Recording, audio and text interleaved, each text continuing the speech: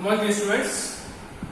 Today we will cover the topic common method to prepare aldehyde and ketone. So here the methods will be common to both aldehyde and ketone. In our syllabus we have total 4 chemical reactions which comes under this category. So method first is by oxidation of alcohols. Please remember, if oxidizing agents like acidic KMnO4, acidic K2Cr2O7, alkaline KMnO4 or alkaline K2Cr2O7 or any other strong oxidizing agents are taken, then we face a problem, and the problem is what we get? We get aldehyde from primary alcohols, and aldehyde on further oxidation gives carboxylic acids. So reaction now stops on aldehyde. The last product will be carboxylic acids if we take primary alcohols in presence of strong oxidizing agents. So what we are using? Here we are using a very specific oxidizing agent PCC, which means pyridinium chlorochromate. It is a mixture of CrO3, chromium trioxide plus C5H5 and pyridine plus HCl, that is hydrochloric acid. Now, what is important about PCC? PCC stops the reaction over aldehyde. Means, if we are taking primary alcohols in presence of PCC, then we will get aldehyde. Aldehyde will not show oxidation further to give carboxylic acid. So reaction will stop on aldehyde. So what is there in the reaction? In this reaction, if primary alcohols are taken, then primary alcohols in presence of pyridinium chlorochromate gets converted to aldehyde. Chances of further oxidation of aldehyde is not there. So primary alcohols gets converted to aldehyde. Similarly, if secondary alcohols are taken, then secondary alcohols in presence of PCC gets converted to ketone. So primary alcohols are forming aldehyde while secondary alcohols are forming ketone. Now method number next, that is by dehydrogenation of alcohols. So what's the meaning of dehydrogenation? Dehydrogenation means removal of H2. If we want to remove H2 from alcohol molecules, then we have to use red hot copper. Now what do we mean by red hot copper? Copper metal, when heated up to a temperature of 573 K, develops red appearance, and this copper is called red hot copper. Now what is important about red hot copper? Red hot copper can be used as a dehydrogenating reagent for alcohol. If primary alcohols or secondary alcohols are taken, then in presence of red hot copper, or copper at 573 K undergoes dehydrogenation. As a result, we get carbonyl compound. Now let us talk about the chemical reaction. So first we are using primary alcohol.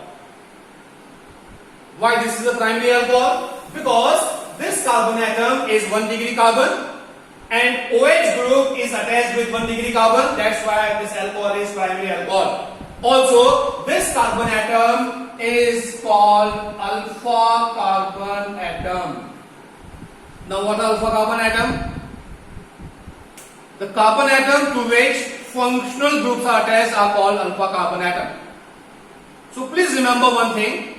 If alcohol contains alpha hydrogen atom, I am not talking about alpha carbon atom, I am talking about alpha hydrogen atom. The H atom which is bonded to alpha carbon atom is called alpha hydrogen atom. In primary alcohols, we have 2 alpha hydrogen atom. First alpha and second alpha. So if alcohol contains alpha H atom, then alcohols undergoes dehydrogenation in presence of red hot copper to form carbonyl compounds. If primary alcohols are taken, then primary alcohols will be converted to aldehyde. If secondary alcohols are taken, then secondary alcohols will be converted to ketone. Important thing, alcohols must have at least one alpha hydrogen atom. In primary alcohols we have 2 alpha H, and in secondary alcohols we have 1 alpha H. Again, in secondary alcohol, this carbon atom is alpha carbon atom because this is the carbon to which functional group is attached. So here this carbon is alpha carbon atom, and H atom which is bonded to alpha carbon is treated as alpha hydrogen atom. So in primary alcohols we have 2 alpha H, and in secondary alcohols we have 1 alpha H. What we require for this reaction? We require presence of at least 1 alpha hydrogen atom. Primary alcohols as well as secondary alcohols, both the compounds contain alpha H.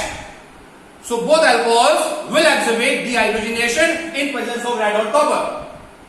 Now how the reaction takes place?